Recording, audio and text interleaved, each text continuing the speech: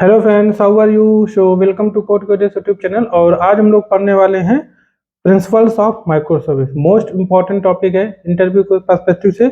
और वैसे भी अगर आप माइक्रो सर्विस पर काम कर रहे होंगे तो इन जो भी हम इसके प्रिंसिपल्स आते हैं वो सारे आप अगर आपको आते हैं, पता है, तो आप प्रॉपर माइक्रो सर्विस बिल्ड कर सकते हो, ठीक है, और उसका प्रॉपर बेनिफिट भी उठा सकते हो।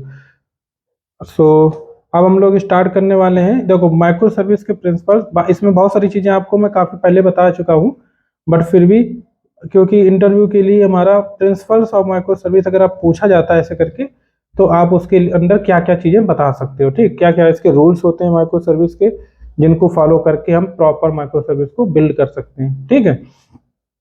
तो हम स्टार्ट करते हैं सिंगल रिस्पॉन्सिबिलिटी प्रिंसिपल से। तो यहाँ पे सिंगल रिस्पॉन्सिबिलिटी प्रिंसिपल एक्चुअली ये पार्ट है उप्स का, उप्स क्या कहते हैं, सॉलिड डिजाइन पैटर्न का, ठीक है। तो उसके अंदर आता है सॉलिड डिजाइन पैटर्न, उसको शायद मैंने नहीं पढ़ाया था, बट देखते हैं बहुत जल्दी हम पढ़ाएंगे इसको। और इसी में एस मीन्स जो होता है सिंगल रिस्पॉन्सिबिलिटी प्रिंसिपल, सॉलिड में SOLID सिंगल रिस्पॉन्सिबिलिटी प्रिंसिपल, और O open close principle, open for extension, close for modification, that इस तरीके से होता है, ठीक है। और लिस्को हायरार्की है ना। और डी फॉर डिपेंडेंसी इन्वर्जन, ये डिपेंडेंसी इन्वर्जन मतलब डिपेंडेंसी इंजेक्शन वाला नहीं है, वो अलग है थोड़ा, ठीक है। तो इस तरीके से वही उसी का ही ये सिंगल रिस्पॉन्सिबिलिटी प्रिंसिपल है।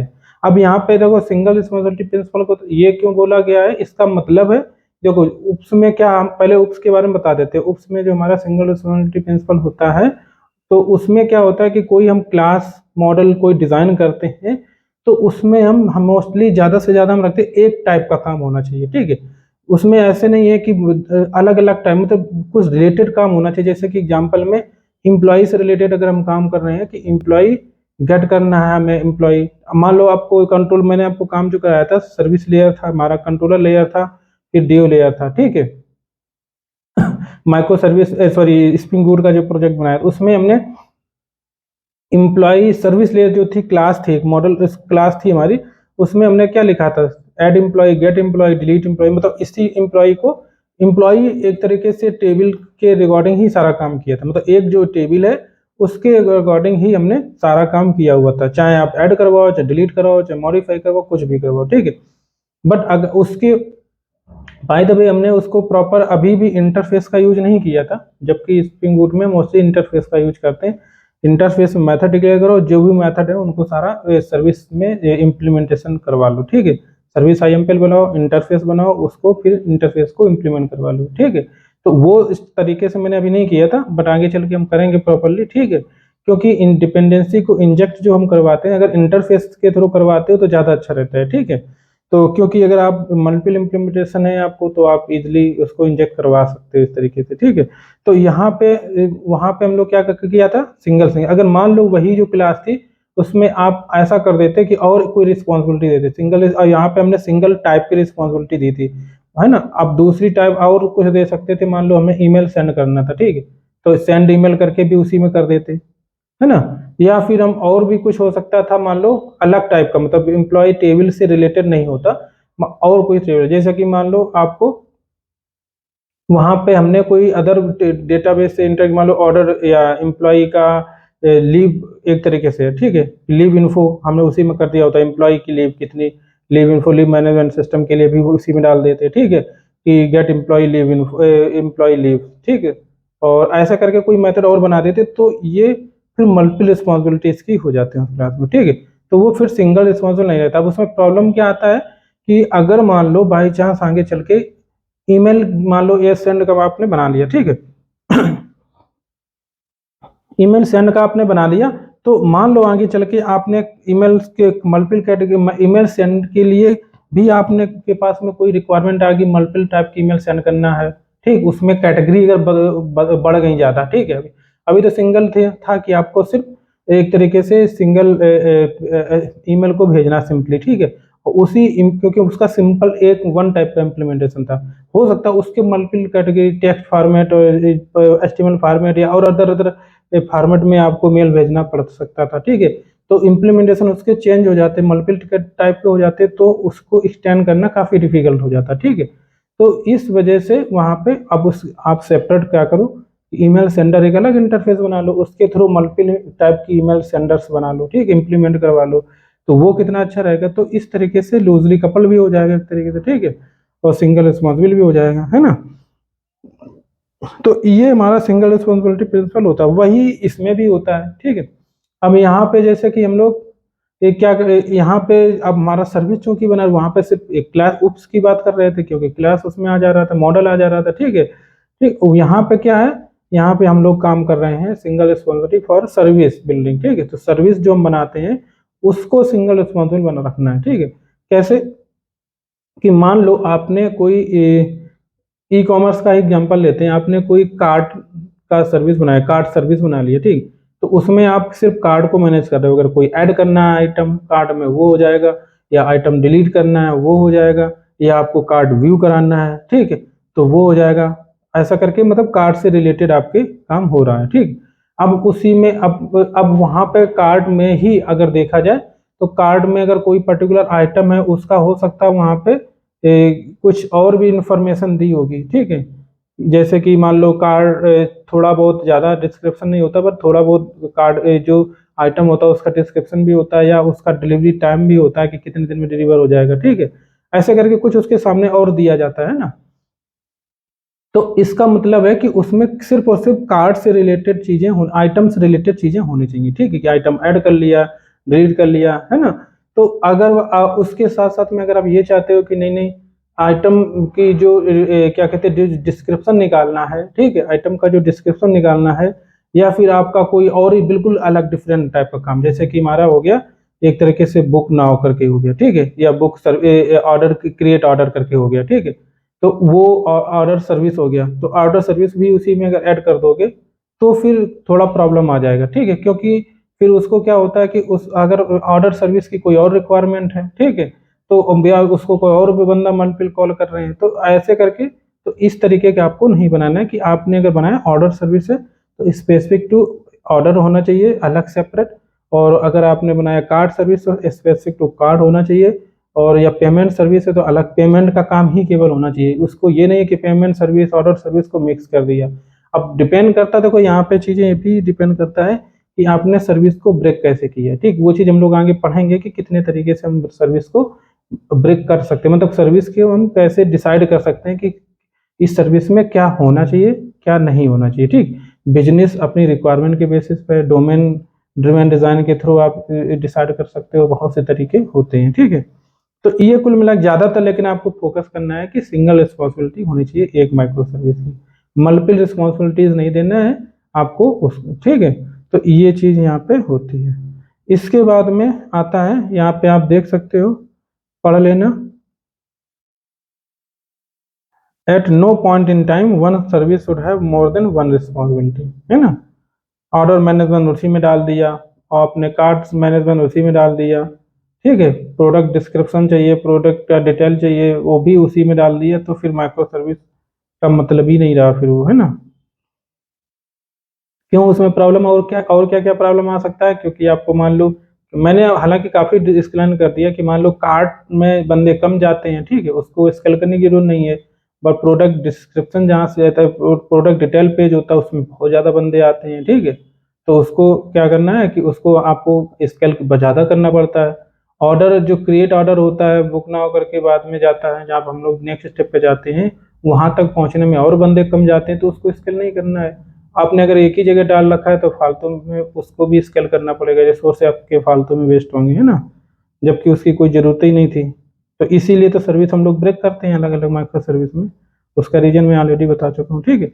तो build around the business capabilities, ठीक, ये build around the business capability. देखो यहाँ पे एक एक इसको प्रिंसिपल को अगर सच कहें तो उसको एक तरीके से ये कहा जाए, इस पार्ट को इस प्रिंसिपल्स को अगर कहा जाए तो ये एक पार्ट है कि माइक्रो सर्विस को हमें किस तरीके से बिल्ड करना चाहिए, या माइक्रो सर्विस बनाते हैं। मान मोनोलिथ था, मोनोलिथ से माइक्रो सर्विस की तरफ अगर मूव कर रहे हैं तो किस बेसिस पे हमें माइक्रो सर्विस को डिवाइड करना, मोनोलिथ को माइक्रो सर्विसेज में डिवाइड करना चाहिए, एक तरीका है इसमें। और भी इससे के अलग अलग तरीके होते हैं ब्रेक करने के, तो वो उसमें से, लेकिन हाँ जो भी आप माइक्रो सर्विस को डिकम्पोजिशन बोला जाता है पैटर्न, तो वहाँ हम लोग पढ़ेंगे कि कितने तरीके से हम डिकम्पोज कर सकते हैं, ठीक है।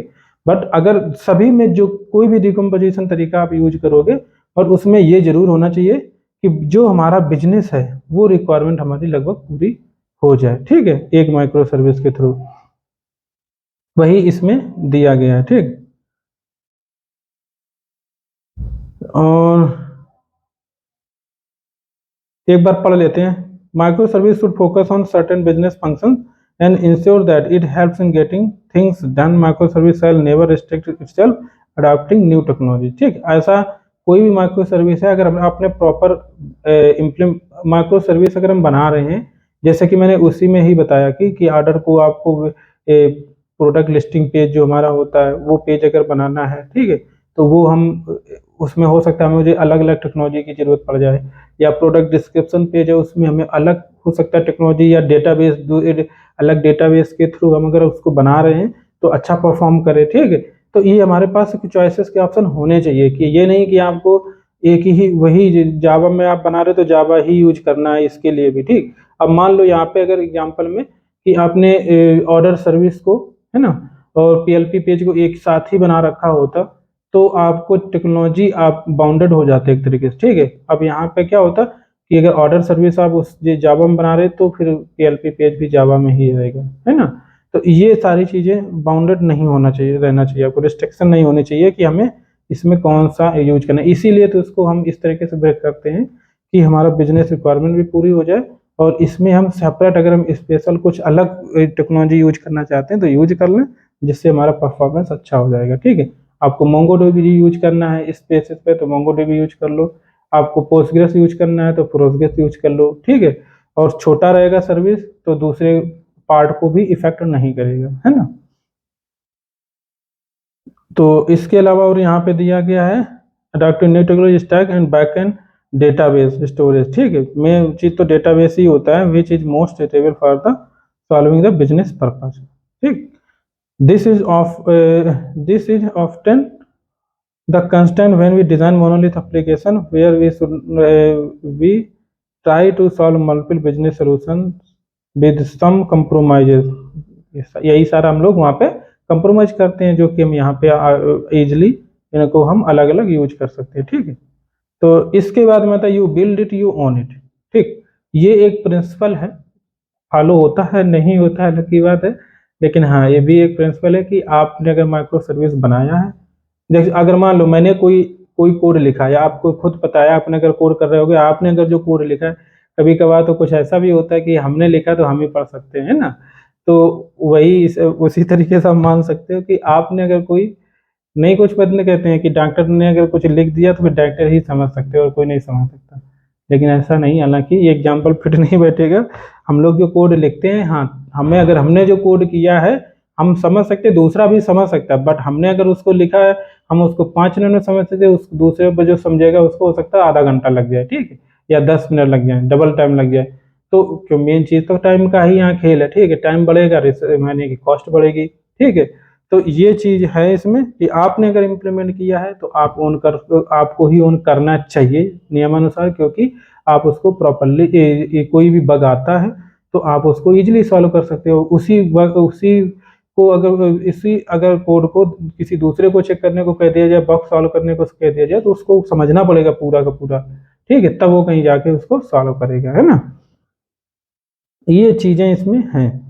तो इसीलिए इस कहा जाता है कि आपने अगर बनाया है तो आप ही उसको ऑन करो। आपने क्या किया, आपने डेवलप किया, डेवलप करने के बाद में कहाँ जाएगा, टेस्टर के पास में जाएगी, टेस्टिंग टीम इशू निकालेगी तो आपको सॉल्व करना होगा। टेस्टिंग जब कंप्लीट हो गई, प्रोडक्शन पे गया, अगर प्रोडक्शन में कोई बग आ गया तो आपको ही रिपोर्ट किया जाए, जिससे कि आप उसको सॉल्व कर लो। अदर को रिपोर्ट किया जाएगा तो प्रॉब्लम आ जाएगा। अब आप कंपनी छोड़ के चले जाते तब तो फिर दूसरे को समझना ही पड़ेगा, ठीक है। तो ये चीज़ें हैं सिंपली। अनदर इम्पोर्टेंट आप पढ़ लेना चाहते हैं पढ़ लेते हैं। Another important aspect of such design related to responsibility pre and post deployment, ठीक है। In a large organization usually the one team develop the application and after some knowledge transfer session in hand it hands over the project to the maintenance team, ठीक है। Maintenance team को हम जब देते हैं तो वो थोड़ा बहुत उसको नॉलेज दे दिया जाता है, उसको हैंड ओवर करिए कि आप सपोर्ट इसका करो, ठीक। In micro service the team which builds the own service own it and responsible for maintaining it in future also, ठीक है। This ownership brings developers into contact with the day-by-day operation of their software, and they better understand how their build product is used by customers in the real world, ठीक है। तो ये सारी चीजें हैं। Infrastructure automation बहुत important है, ये हमारा हेल्प करता है। अगर देखो माइक्रो सर्विस मैंने आपको स्टार्ट में ही बताया था कि आपने माइक्रो सर्विस बना तो लिया, ठीक, ब्रेक तो कर दिया, मोनोलिथ से माइक्रो सर्विस में चले गए। अगर बड़ा प्रोजेक्ट है तो उसमें हो सकता है 100 माइक्रो सर्विस, 500 माइक्रो सर्विस हो जाए, तो उनको बना ब्रेक करना तो ईजी है, बट उनको मैनेज करना बहुत डिफिकल्ट हो जाता है, ठीक है। कि आपको डिप्लॉयमेंट का कैसे कर, हर सर्विस डेली डिप्लॉयमेंट जा रहा है डेली, तो उसके लिए आपको बंदे अलग से रखने पड़ेंगे, ठीक है। तो ये सारा चीज को मैनेज करने के लिए सिंपली आप ऑटोमेशन, बहुत सारा टूल्स आते हैं, जेनकिन आता है। आपने क्या किया, बिल्ड किया, मतलब डेवलप किया, यानी कोड लिखा, पुश कर दिया, यानी कि आपको गिट या बिट बकेट में चला गया, वहां से पाइपलाइन आपकी शुरू, ठीक। पाइपलाइन शुरू यानी कि आपने वो कोड जैसे ही आप पुश होगा, यानी कि बिल्ड हो जाएगी, वहां से पुश होकर के तुरंत जेनकिन में चला जाएगा। जेनकिन आप पुल करेगा कोड को और बिल्ड करेगा, बिल्ड करने के बाद इमेज क्रिएट करेगा, इमेज क्रिएट करके हो सकता है डॉकर आप जो, अगर डॉकर यूज कर रहे हो तो उसकी मैं बात कर रहा हूँ, डॉकर अब चला जाएगा, फिर तुरंत वहां से उस सर्वर पे, वो जो आपने कोई सर्वर सेलेक्ट किया होगा जहाँ डिप्लॉयमेंट करना है, या टेस्टिंग टीम, टेस्टिंग सर्वर है, वहां पे ये मूव कर देगा, ऑटोमेटिकली डिप्लॉयमेंट कर देगा, ठीक है। वहां पे डिप्लॉयमेंट के बाद में आपने कुछ टाइम उसमें सेट करते हैं कि 2 वीक बाद, ये डायरेक्ट 2 वीक बाद डायरेक्टली प्रोडक्शन पे चला जाए, ठीक है। तो ऐसा करके CI/CD टाइप पाइपलाइन होती है, continuous integration, continuous deployment type का, ठीक है। इम्प्लीमेंट कर दो, ठीक है। इसके बाद में आपको मैनेज ज्यादा अपने खुद से नहीं करना पड़ेगा, ठीक। ये सारा चीजें इसमें होती हैं। देखो, preparing and building infrastructure for microservices is another very important need. A service shall be independently deployable. अब तभी ऐसा कर सकते हो जब इंडिपेंडेंटली डिप्लॉयबल होगी आप माइक्रो सर्विस। वो कब होगी, जब आपने प्रॉपरली उसको ब्रेक किया होगा, लूजली कपल्ड होंगे, ठीक है। अब उसमें आपने सिंगल रिस्पॉन्सिबिलिटी प्रिंसिपल का फॉलो किया होगा properly, and shall handle all. और इसके बाद में दूसरा ये नहीं कि अगर एक माइक्रो सर्विस में चेंज करना है तो दूसरी माइक्रो सर्विस आपका डाउन, एक तरीके से डाउन है, ठीक है। तो ऐसा भी नहीं होना चाहिए। तो इस तरीके से हम लोग माइक्रो सर्विस बनाते हैं। Independent deployment shall bundle all dependencies including library dependency and even execution environment such as web server and container or virtual machines that affect physical resources, ठीक। तो इसकी कंप्लीट मतलब इसका रिसोर्सेज कंप्लीट अलग ही होने चाहिए, ठीक है। जैसे कि आपने, मैंने बताया, इसीलिए डॉकर कंटेनर का यूज होता है या कुबरनेटिस का यूज होता है, क्योंकि वहाँ पे एकदम से सेपरेट क्रिएट, इमीडिएट जैसे ही आपने डिप्लॉय करना है उसके लिए अलग मशीन क्रिएट हो जाती है एक तरीके से। ये मान के चलो नया VM क्रिएट हो जाता है ना। हालांकि VM हो सकता है एक ही हो, बट कोई दिक्कत नहीं, वहाँ पे हालांकि मल्टीपल VMs क्रिएट भी हो जाते हैं, ठीक है। क्योंकि उसमें हम कॉन्फ़िगरेशन दे देते हैं कि आपको कितना मेमोरी चाहिए, कितना क्या चाहिए। कोई नया एप्लीकेशन आता है उसकी कॉन्फ़िगरेशन आप दे देते हो ऑलरेडी से, एप्लीकेशन के अंदर ही यहाँ तक की दे देते हो, ठीक है। जो उसके अलग से फाइल बना करके, बहुत से तरीके होते हैं, आगे चल के समझेंगे, ठीक है। तो वो सारा आप तो उसी प्रकार से नया मशीन वो क्रिएट करके वहाँ पे डिप्लॉय कर देगा आपकी कॉन्फ़िगरेशन के हिसाब से, ठीक है। Design for failure in mind, ठीक है। ये चीज बहुत इंपॉर्टेंट है। कोई भी काम अगर हम लोग करते हैं, मान लो बिजनेस ही करने जा रहे हो, तो ये हमेशा सक्सेस नहीं मिलता है, ठीक है। अप डाउन बिजनेस में भी होते हैं। अगर मान लो आपके पास आपको बिजनेस करने का जुनून चढ़ गया कुछ, ठीक है। आपने इधर उधर से लोन लेकर के या किसी से मांग जांच की, आपने पैसे इकट्ठे तो कर लिए और बिजनेस शुरू कर दिया, लेकिन आपने ये नहीं सोचा कि बिजनेस पता नहीं चलेगा भी कि नहीं चलेगा। आप, है ना, कोई रेस्टोरेंट ही खोलना था, आपने मकान ले ले रेस्टोरेंट के लिए, ठीक है, जगह ले ली, मकान ले लिया, और इसके बाद में बर्तन सारा सब सामान, पैसा जितना था सारा पूंजी पैसे जो लगा दिए उसमें, और बाद में पता चला आपके पास कोई कस्टमर ही नहीं आ रहा कोई, ठीक है। तो उससे क्या होगा, आपका लॉस चला जाएगा। तो क्यों, और फिर उसमें आप रोगे बाद में, फिर बाद में जब रोगे जब, तो कुछ लोग कहेंगे कि यार तूने पहले से नहीं सोचा था, अब रो रहे हो, क्या फायदा रो करके, ठीक है। आपका तो घाटा हो गया, चल ही नहीं रहा बिजनेस, आपने सही एरिया नहीं सेलेक्ट किया, ठीक है। तो वहाँ से इसलिए आपको पहले से ये जरूर हमेशा पॉजिटिव रहना बहुत अच्छी बात होती है, बट इतना पॉजिटिव मत हो जाओ कि आपने कि उसके नेगेटिव के बारे में बिल्कुल भी नहीं सोचा कि ऐसा हो सकता था। ठीक है, फेल केस आपने सोचा ही नहीं, चूंकि इसलिए आप बाद में उसको पछता रहे हो। ठीक, तो कभी भी कोई काम करो तो उसके फेल केस जरूर दिमाग में रखो, क्योंकि ये भी पॉसिबिलिटी होती है। ठीक है, तो इसी प्रकार माइक्रो सर्विस जब हम लोग बनाते हैं तो उसमें भी बहुत सारे फेल केस होते हैं। ठीक, माइक्रो सर्विस अगर बीच में डाउन हो गई, क्योंकि इंटरकनेक्टेड माइक्रो सर्विसेज होती हैं आपस में। ठीक है, तो ये माइक्रो सर्विस अगर डाउन हो गई है ना, तो फिर हमारा या फिर उस पर या तो उस पर लोड ज़्यादा आ गया तो क्या करेंगे, डाउन हो गई तो क्या करेंगे, है ना। उस केस को हम पहले माइंड में रखते हैं और उसका सोल्यूशन भी हम ऑलरेडी से प्रिपेयर करके रखते हैं कि अगर डाउन होती है तो हमें ये करना है, अगर इस पर लोड ज़्यादा आ जाता है तो हमें ये काम करना है। तो ये चीज़ इससे आपको डिज़ाइन, ये प्रिंसिपल आपको बताता है कि आपको ये सारी चीज़ें माइंड में रखनी है। ठीक है, आपको सर्विस को कैसे बनाना है वो सारी चीज़ें, आप जैसे कि तुम्हें देखो यहाँ पे एक पॉइंट आ रहा है कि micro service should be fault tolerance and resilient micro service. ठीक है, तो इसी प्रकार इसीलिए आपको ये एक तरीके से फॉल्ट टॉलरेंस माइक्रो सर्विस मतलब आपने प्रिपरेशन कर रखी है कि अगर फॉल्ट हो जाती है तो उसको कैसे टॉलरेट ये करेगा। ठीक है, रेजिलिएंट माइक्रो सर्विस भी आपको बताता है कि अगर कोई चीज़ मान लो कि इसमें लोड ज़्यादा आ जाता है या कोई और भी प्रॉब्लम आती है, तो यहाँ यानी कि उसको हम हैंडल कर सकते हैं कि नंबर ऑफ रिक्वेस्ट में लोड ज़्यादा नहीं आना चाहिए। उसके लिए हम क्या कर सकते हैं कि हम उसको उस नंबर ऑफ रिक्वेस्ट जो लिमिट लगा दें एक तरीके से, है ना, कि इस पे हमारी इतनी, इससे ज़्यादा रिक्वेस्ट आए ही ना, अगर आ रही हैं तो वेटिंग में चले जाएं, या फिर हमारा लो स्केल कर दें एप्लीकेशन को। अगर ज़्यादा मान लो 50 एक साथ एक सेकंड में, अगर या एक सेकंड में आपके पास में रिक्वेस्ट आ रही है 100 रिक्वेस्ट आ रही है। ठीक है, या एक सेकंड छोड़ो, पैरेलल अगर 100 रिक्वेस्ट आ रही हैं तो आप ले एक्सेप्ट कर लो, बट 100 से ज़्यादा आ रही हैं तो आप चाहते हो कि हमें नहीं एक्सेप्ट करना है, तो या तो फिर आपको एप्लीकेशन को स्केल करना है, यानी कि हॉरिजॉन्टली स्केल, यानी कि इंस्टेंस क्रिएट करने हैं, या फिर आप इंस्टेंस क्रिएट नहीं करना चाहते हो तो उनको वेट में डाल दो, है ना। और जब वेट में चली जाएंगी तो जो क्लाइंट होगा उसने भी ये लगाया होगा कहीं ना कहीं टाइमर अपना एक तरीके से, कि अगर हमारा 1 सेकंड से ज़्यादा टाइम लग रहा है तो हम इसको वहाँ से एक तरह के रिक्वेस्ट को रिटर्न मार लेंगे। ठीक है, या फिर हम उसको कैंसिल कर देंगे रिक्वेस्ट को। ठीक है, तो वो भी अपनी तरफ से देखो पूरा प्रिपेयर करके बैठा है कि अगर रिक्वेस्ट प्रॉपर सॉल्व 1 सेकंड में काम नहीं हो पाया तो हमें स्टक होके नहीं रहना है उसी में। ठीक है, तो क्योंकि रिक्वेस्ट हमारी सिंक्रोनस टाइप की होती है, अगर एक वेट कर रहा है तो फिर हमारा प्रोसेसिंग वहाँ पे रुक जाएगी। ठीक है, तो इस तरीके से यहाँ पे हम लोग करते हैं। दूसरी रिक्वेस्ट भी नहीं आप कर पाओगे, दूसरा रिक्वेस्ट भी नहीं काम कवर करेगी, तो इससे अच्छा है कि 1 सेकंड अगर बोला तो 1 सेकंड आपने देना है। ठीक है, तो दोनों तरफ से देखो, क्लाइंट साइड जो कॉल कर रहा है वो भी अपना पहले से प्रिपेयर कर रहा है, डिज़ाइन बना रखा है कि फेल्योर केस का, और जो जिसको आपने कॉल किया है यानी कि प्रोवाइडर है जो, वो भी अपने दिमाग में रखे है फेल वाला केस। ठीक है, तो ये सारी चीज़ें इसमें हैं, तो पढ़ लो थोड़ा और। Micro service shall be design with failure case in mind. What if microservice fails and go down for some time? These are very important questions and must be solved before actual coding starts to clearly estimate how service failures will affect the users experience. ठीक, ये सारी चीजें इसको भी पढ़ लेना।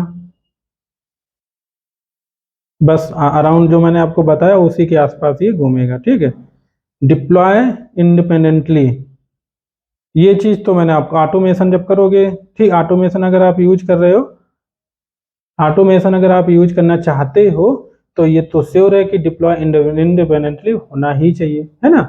उसके resource VM उसका अलग होना चाहिए, कंप्लीट एकदम इंडिपेंडेंट सर्वर भी होना चाहिए उसका।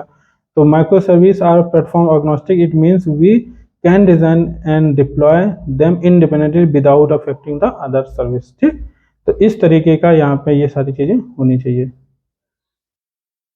ठीक है, इसकी ये बहुत इंपॉर्टेंट, मतलब इंटरव्यू में बहुत ज़्यादा ही पूछा जाता है। ठीक है, आपको कितने भी एक्सपीरियंस क्यों नहीं हो, बट ये इंटरव्यू में पूछा जा सकता है इसलिए। और इसके आगे आने वाला जो है वो भाई इतना गजब का टॉपिक है, आपको बिलीव नहीं होगा, क्योंकि इसमें जो है मेन टॉपिक्स मैं आपको दिखा देता हूँ। अब ये देख सकते हो इमेज, इसमें लगभग क्वेश्चन कहीं ना कहीं से आपको ये नहीं कि ये पूरा एकदम से पूछा जाएगा, या हाँ पूछा जा सकता है कि कुछ आप कुछ डिजाइन पैटर्न बता दो माइक्रो सर्विस के, ठीक। तो आपको सारे नहीं बताने हैं, बट इसमें से आपको कुछ तो बताने ही पड़ेंगे कि माइक्रो सर्विस डिकम्पोज कैसे करते हैं, इंटीग्रेट कैसे, इंटीग्रेशन। अब इसको कैटेगरी में डिवाइड कर लो कि पैटर्न की कैटेगरी अलग अलग। अब एक साथ में याद करोगे तो याद नहीं कर पाओगे उसकी कैटेगरी की। अगर हमें डिकम्पोज करना, बार बार बोल रहे हैं ना, मोनोलिथ से माइक्रो सर्विस में जाना है तो कैसे जाना है, तो उसको स्ट्रेटजी को हम डिकम्पोजिशन बोलते हैं, ठीक है। तो डिकम्पोजिशन स्ट्रेटजीज में मल्टीपल टाइप की स्ट्रेटजीज आती हैं कि हमें कौन सी स्ट्रेटजी फॉलो करनी चाहिए और कब करनी चाहिए अपने बिजनेस रिक्वायरमेंट के बेसिस पे, ठीक है। इस तरीके से इसके अंदर जो जो आते हैं कुछ चीजें हैं, बहुत सारे इंटरव्यू में पूछा जाता है। इसमें लगभग जैसे स्ट्रैंगल पैटर्न क्या हो गया, साइडकार पैटर्न क्या हो गया, डिकम्पोजिशन बाय सब डोमेन, ठीक है। Triple triple D domain driven design ऐसा करके पूछा जाता है ना, क्या होती है डोमेन ड्रिवन डिजाइन, तो बहुत ज्यादा मतलब पूछा जाता है। इसके ये सब डोमेन, ये डोमेन ड्रिवन डिजाइन का ही पार्ट है, ठीक है। डिकम्पोज बाय बिजनेस कैपेबिलिटी, तो इससे पहले भी हम लोगों ने डिस्कस किया है ना। तो ये काफी इंटरव्यू में पूछे जाने वाले, इस अगर एपीआई गेटवे में देखा जाए तो इसमें भी बहुत सारे इंटरव्यू में पूछे जाते हैं, ठीक। एग्रीगेटर, प्रॉक्सी पैटर्न बहुत कॉमन एकदम से, ठीक है। चैंड माइक्रो सर्विस पैटर्न, ब्रांच और client side UI decomposition pattern, API gateway pattern, ये सारे बहुत ज्यादा पूछे जाते हैं। अब ये नहीं कोई हो सकता है ऐसे ही पूछ दिया जाए, एक दो पूछा जाए, आपने पूछ दिया सागा पैटर्न क्या होता है, या फिर आपसे पूछ दिया जाए इवेंट ड्रिवन डिजाइन क्या होती है, क्योंकि बहुत सारी micro service event driven design से ही बनती हैं, ठीक है। वो डायरेक्ट, तो इस तरीके से यहाँ पे पूछा जा सकता है आपसे। तो ये सारी चीजें हम लोग पढ़ेंगे, बहुत सारे और बहुत सारी चीजों पे हम लोग काम भी करेंगे, ऐसा नहीं। यहाँ पे जैसे कि हेल्थ चेक हो गया, डिस्ट्रीब्यूटेड टेस्टिंग हो गई, परफॉर्मेंस मैट्रिक्स होगा, लॉग एग्रीगेशन होगा, ये सारी चीजें हम लोग काम करेंगे अभी आगे चल के स्प्रिंग क्लाउड पे जब एप्लीकेशन बनाएंगे, ठीक है। और सर्विस डिस्कवरी पैटर्न क्या हो गया, सर्किट ब्रेकडाउन, ये भी सारा कुछ हम लोग करेंगे, ठीक। तो मिलते हैं फिर नेक्स्ट लेक्चर में। आपको अगर अच्छा लगा हो लाइक शेयर सब्सक्राइब जरूर करें। इसको सेपरेट इसलिए बना रहे हैं क्योंकि इंटरव्यू का क्वेश्चन है, आप छोटा छोटा बना देंगे तो आपको यही अगर पढ़ना है तो ये पढ़ सकते हो सेपरेट, ठीक है। काफी बड़ा हो जाएगा तो बोर भी हो जाओगे एक लेक्चर, ठीक है। इसको एक पढ़ना है, आपको समझ के पढ़ना है, लेकिन ठीक। मिलते हैं guys, thank you. Like share subscribe आप जरूर करें, अपने फ्रेंड को सजेस्ट करें, और इससे हमारा आप हेल्प, अगर आप सपोर्ट करते हैं तो मेरा भी मोटिवेशन बढ़ता है। आप कमेंट्स जरूर करें, चाहे अच्छा लगे या खराब लगे, ठीक है। ट्राई किया करो आप कमेंट करने का, ठीक। Thank you guys, bye.